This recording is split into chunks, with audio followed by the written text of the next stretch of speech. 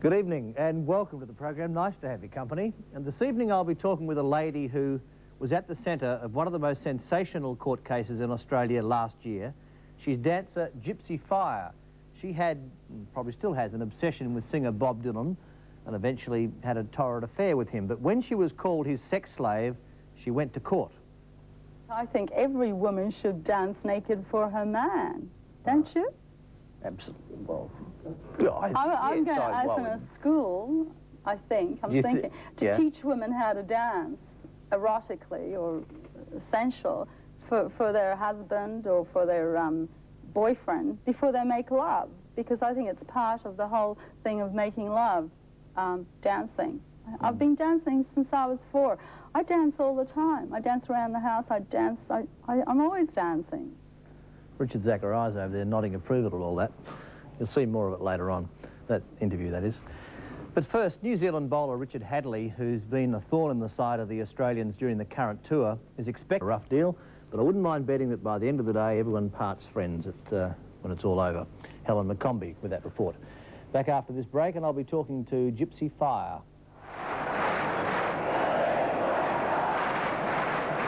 The Truth newspaper and dancer Gypsy Fire.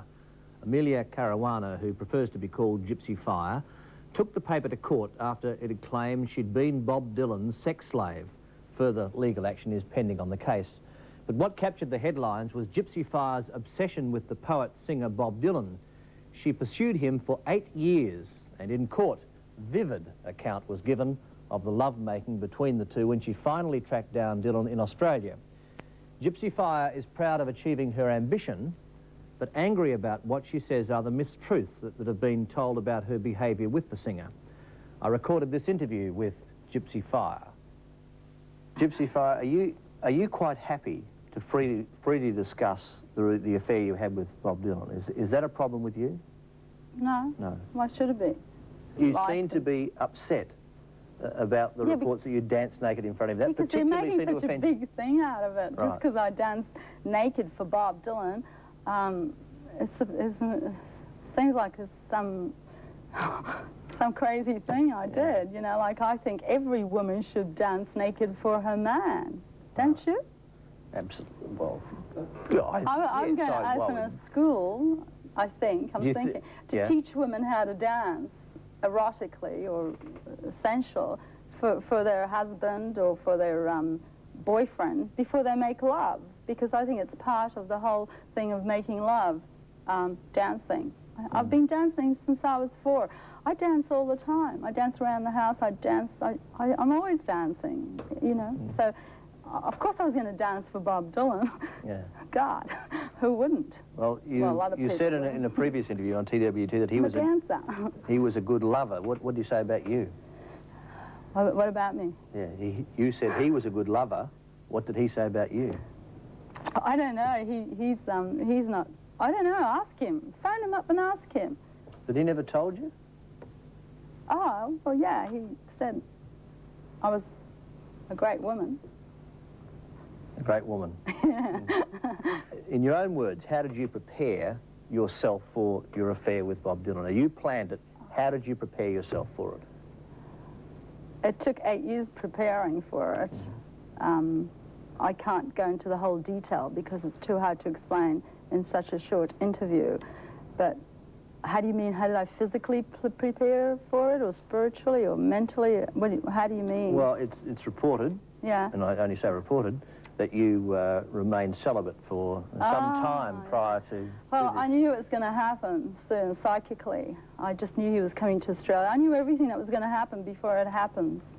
That sometimes, you know, things like that usually occur in my life. But with Bob Dylan, I just knew everything that was going to happen before, because I wanted it so bad to happen. I wanted to meet this man. Who is this Bob Dylan, you know? And I just had to meet him because I love what he sings about. And so I didn't make love for 6 weeks and meditated and before I met him. And that's what I did. But I prepared myself for 8 years. This may not be a fair assessment, but I think a lot of people that I've spoken to think that you're a little strange. Now, Strange? yeah, well, a little bit. Well, how would you... Are you strange? Maybe all I areas probably are am. strange. I probably am a bit strange, but do you think you are? Well, I can't relate with very many people. I can only relate with people that are creative, that are musicians, or people that are creative. I can't relate for very long or hang out or go out with people that are not doing something creative. You've lost friends, you say, out of all this. What about work and that sort of thing? Are people staying back from you now? I think people are scared. Who is this woman? And I think I've lost work from this publicity because I don't think people can relate with it all or something. I don't know. Well, if I really don't know what people think. You'll have to ask if people them. read the papers and the reports and everything about you, it just seems you're a sex fiend. Yeah, I'm getting calls on the telephone because they keep printing my address in the papers. And lucky I'm a very strong person because I just hang up. And the first time I got a call, I said, where did you get my phone number? They said, well, your address was printed in the paper. So I might have to move, you know. Have you got any room at your house? I don't think so, actually. I need to hide. What sort of calls are you getting? What are they saying? Like, they like my photograph in the paper, or can I teach them about sex, or real stupid calls. How's the family reacted to it? Well, they didn't talk to me for 6 months because my mother hated reading her name in the paper because they keep putting both my names, so everyone really knows who I am. And so my mother didn't talk to me, and she abused me, and she still doesn't really talk to me very much, and she won't even watch the show. You say you had an obsession with Bob Dylan, Uh-huh. and you knew what was going to happen, you knew that you'd have an affair with him. Do you have anyone else in your sights at the moment? You. Oh, you're joking. You're joking. Melissa, she's joking. Would you just say, just for my wife's benefit, you are joking? Yeah, of course you are. Yeah, I am. Cool. What's the future for you? I don't know. The future is, well, the future for me. I won't say. And that's where I left the interview, and she was kidding. I think she was kidding. Was she? What do you reckon? Back soon with something a little safer. John Denver in town to sing at the opening of the new sports stadium. Come let me love you. Come love me again. Listen to now that he has an Aussie girlfriend. Gypsy Fire has been awarded $130,000 damages against Truth newspaper over a story about her affair with rock star Bob Dylan. Truth claimed the article was a true account of Miss Fire's conversation with the reporter, but she says it made her out to be a trollop. Actress Gypsy Fire claims to have had a whirlwind romance with visiting rock star Bob Dylan. They'd met backstage after his 1986 Sydney concert. For the 44-year-old actress, the affair was literally a dream come true. She'd had spiritual contact with Dylan and knew they'd one day be together. But it all turned sour when Truth newspaper printed a front-page story filled with erotic detail and headlined, "I was Dylan's sex slave." Today, a Supreme Court jury found the newspaper article was defamatory. The effect had been to suggest Gypsy Fire was a publicity-seeking trollop who'd engaged in obscene behaviour. The actress was awarded $130,000 damages. Her reaction to the verdict? Overwhelmed! Not quite so overwhelmed, her barrister Clive Everett, keen to stay out of the limelight. Talk to them! No, come here! The jury's decision follows 5 years of legal wrangling. Gypsy Fire says the newspaper article shattered her life and ruined her career. As for the affair with Bob Dylan, there are no regrets. And I probably will be with Bob. We probably will meet again. I just have a feeling. Felicity Moffat, 7 Nightly News. Ahead, 2 federal ministers in an airport emergency. Doesn't feel right, don't do it. I really like you, Chris. You love it? Actress Gypsy Fire took on the Weekend Truth newspaper over a story which claimed she was Bob Dylan's sex slave. This afternoon, a Sydney jury decided Gypsy Fire had been defamed and awarded her $130,000 damages. After the verdict, she talked to Howard Gibbs.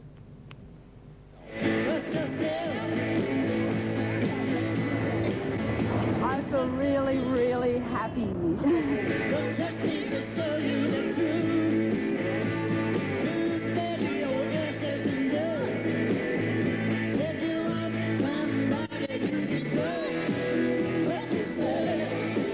I like the fans, but I don't feel an obligation that I have to be an example to them, like, say, maybe a baseball player. I had this strong feeling when I saw him, 8 years before I met him. I had shivers all over my body, and I just knew that I was going to meet him. What was your relationship with Bob Dylan? It wasn't a relationship. I wouldn't call 2 weeks with Bob Dylan a relationship. Calling a spade, at the end of the day, you had a 2-week affair with him, didn't you? But yeah, sure. But that's not why I wanted to meet him. Why didn't it last longer than 2 weeks? I don't know. I don't know. I really don't know that. But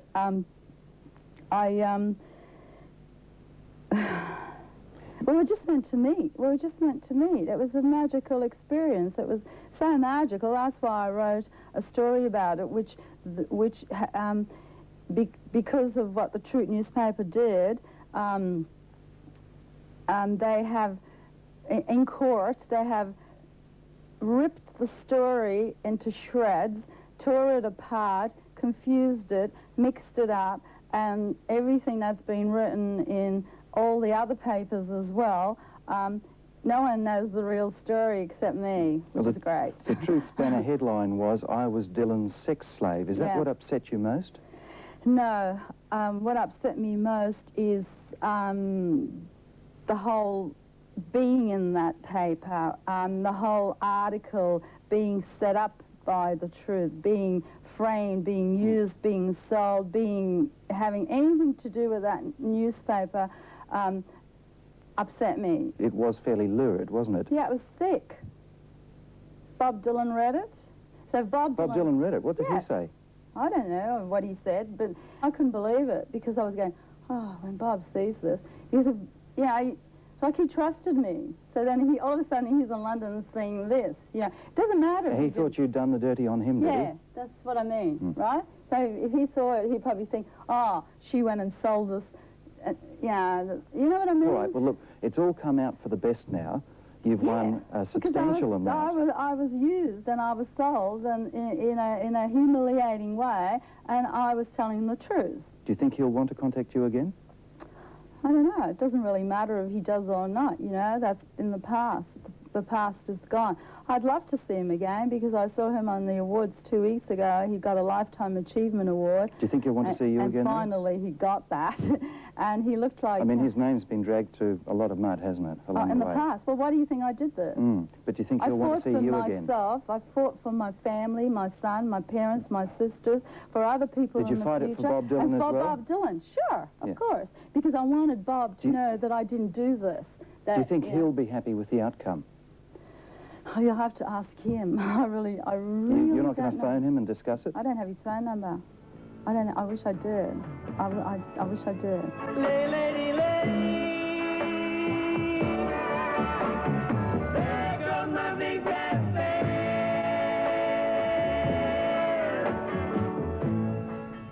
After the break, the plan to